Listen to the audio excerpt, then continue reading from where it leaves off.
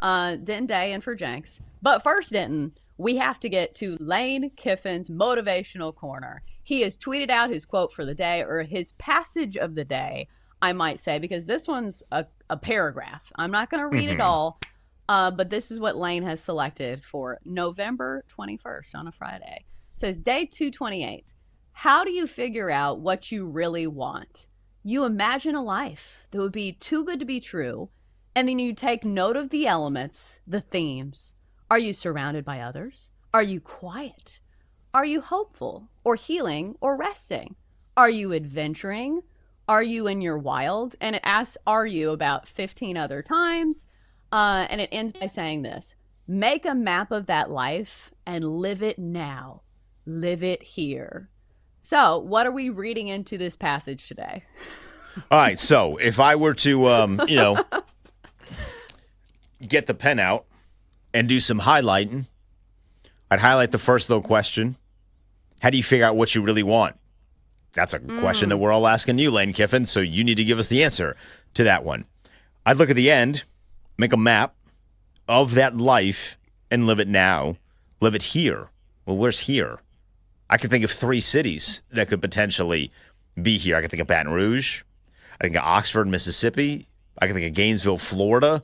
There's a lot. There's a lot there, Chelsa. And then on top of that, and like literally on top of the passage, it says day 228. It's funny because yesterday we read day 225.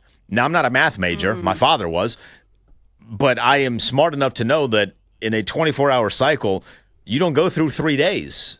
So 225 to 228, what was said in 226 or 227 that maybe wasn't up to snuff with what can be shared on social media? Or do we go back into yesterday's Easter egg that 225 is the area code of Baton Rouge? And he just really wanted to make sure that he got that one out there as he's rumored for the LSU job.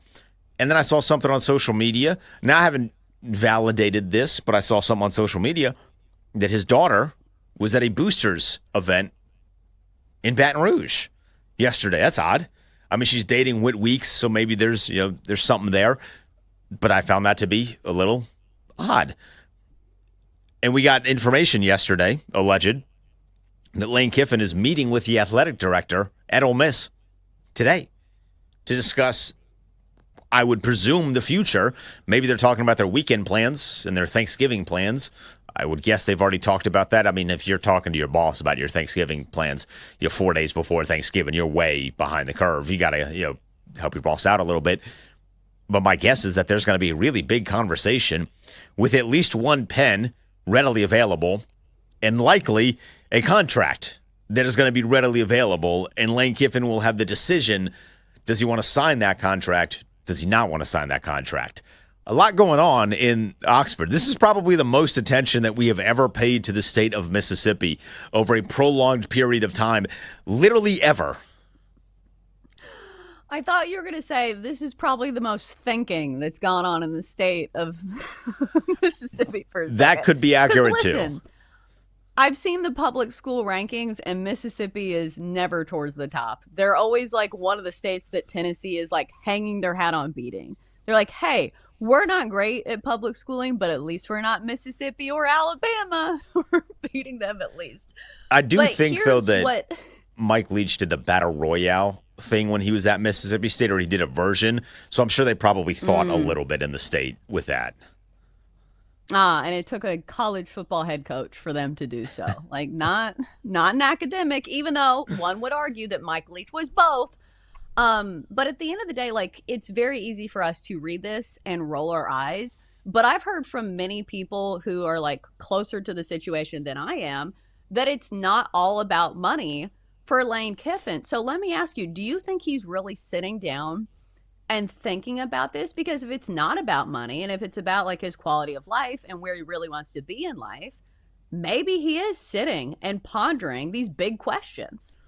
I would assume that he is. And I would also encourage, like, if you have a big decision, the caliber that Lane Kiffin has in whatever you do in life, sit down and think about it as well. Like, you don't need to be firing from the hip when making a big decision like this.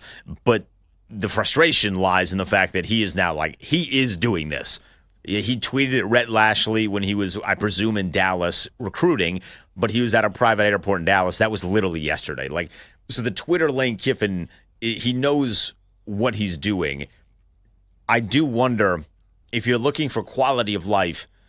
I've never been to Oxford, Mississippi. I would imagine that a $10 million contract goes pretty well in Oxford, Mississippi. You can get a nice house. You can get a pool if you want to get a pool. You can get a hot yoga studio. I know he's very big into hot yoga. You can make the dollar go really far in Oxford, Mississippi. And you're in the SEC. And I think you look at one of the frustrations that I have always had, Chelsa, since I have jumped into the space of college football, is this idea that you can win at place X, but not place Y. And this is a great example because LSU, we know that you can win at LSU. Florida won with Urban Meyer, but that was 20 years ago now.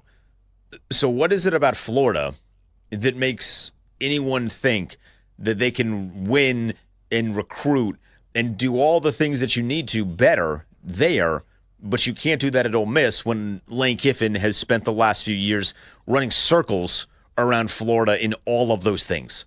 And you have financial backing from your organization because, again, you're in the SEC.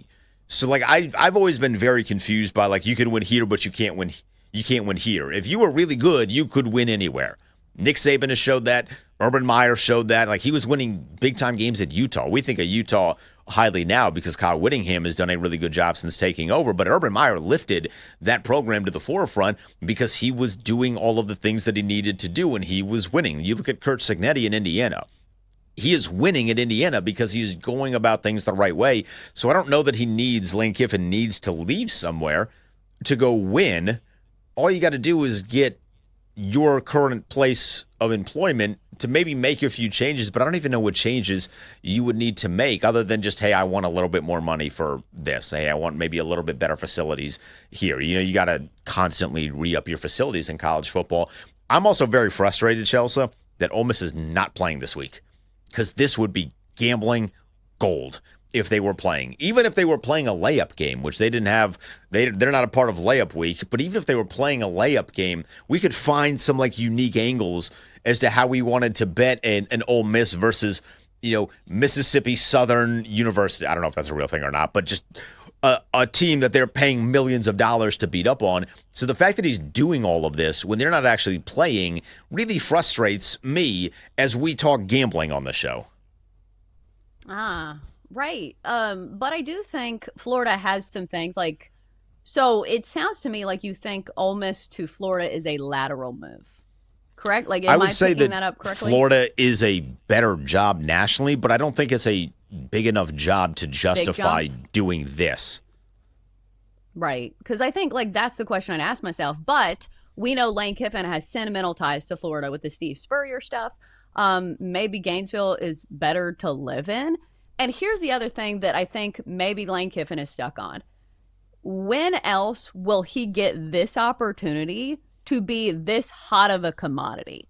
We know how quickly the game changes in college football. We've been talking about this all week where it was, when Lane Kiffin was at USC, was fired on the tarmac. Now he's the hottest name in college football. So I do think that he is taking this decision very, being very mindful about it because he's probably not going to have another chance to be the hottest name in college football because who knows what happens down the road. And also some of these other coaches just signed extensions. So they just took themselves out of the conversation. So I do think if he's thinking, hey, my ultimate goal is to get to Florida, this might be my only chance.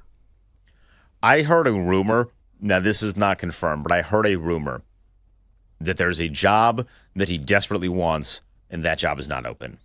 Now, I could connect the dots and think that that is likely Alabama, but Alabama's not open. So I don't know. Maybe I just don't understand or don't fully comprehend his love for Steve Spurrier. But I don't know why that would make you want to coach football at Florida, because it feels like you would immediately, especially if we know the story about why he wears the visor and he has his love for Steve Spurrier, it immediately puts you in the shadow of him when you go coach there. So I don't know that he would be I don't know that he would want to do that. Where at the very least, if you care about legacy, I don't know if Lane Kiffin cares about legacy. Sometimes I think coaches lie to us when they talk about legacy. They're like, I don't care about it. I think a lot of them do. When you care about legacy, he could go down as the best coach to ever coach at Ole Miss. Ever. Like right now, I would say, just off the top of my head, Hugh Freeze had some really good years there. You could probably go way back in the Wayback Machine in the 80s, 70s, 60s, whatever, and find a coach that had a lot of success there when college football was formatted in a drastically different way. But he has an opportunity to be the greatest coach ever at a program and then lead them for the next 10-ish so years. Because you look around right now, Chelsa, and there's not a lot of really great coaches in college football. Like if we're talking the best coaches, we're talking Kirby Smart, we're talking Ryan Day, and then who's next in that list Cignetti. In terms of people that Cignetti, but he's only done it for 2 years at this level, and he hasn't won a championship. Right. So there's a lot of openings to potentially join that echelon. Whereas for years it was Saban, and then Dabo was in there for a little bit, but there was a big, big gap because you knew that was the best. I think Lane Kiffin has an opportunity to Ole Miss to do some really, really special things. And I know I'm pontificating here, but I also would be really bummed if a coach that is going to coach in the college football playoff leaves his team to not coach in the college football playoff. That would be for someone that loves college football. And I've always thought in the back of my mind that would be the one thing that nobody would do because it's a championship and it's a quest for a championship. And if you look at Ole Miss, they have a good enough team to justify, running the table potentially. It would really bum me out if he leaves to go coach somewhere else, especially if that money isn't drastically different. If they're doubling his salary and, hey, we got 20 for you, hey, go take the 20 million. That is what it is. But if the salary's only going up $500,000, which is a lot to regular people, but to coaches, it's really not. I'd be really bummed if he does that. Lane Kiffin wouldn't disappoint a fan base. Now, would he?